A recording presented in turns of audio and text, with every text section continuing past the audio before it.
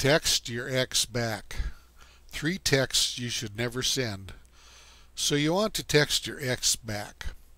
Text messaging can be a powerful tool in restoring a relationship.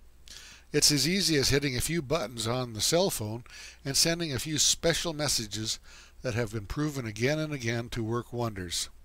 These text messages can spark love, passion, and romance, create mystery and curiosity, and help heal past wounds.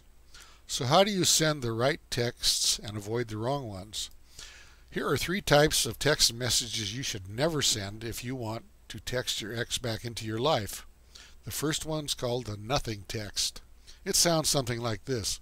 You, yo, ex, hey. You, what's up? Ex, not much. Awkward. It doesn't leave you anywhere to go with the conversation.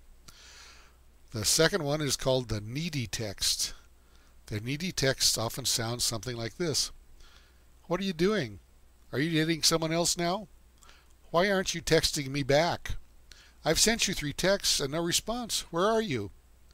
Who wants to be with someone like that? Again, awkward. The third one's called the begging and pleading text. It sounds like this. I'll do anything to get you back. Just tell me what you want me to do.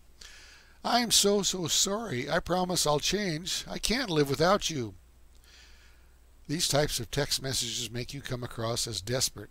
Again, I ask, who wants to be with that? Remember, you want your ex back in your life, but you don't need your ex back in your life. When your ex sees you are okay without them, that's when they'll fear losing you for good and will start wanting you back. Steer clear of these types of messages and you'll have a much better chance of getting your ex back. If you like this information and want to learn what type of text to send to get your ex back, just click on the link in the description below to see the explanation in the next video.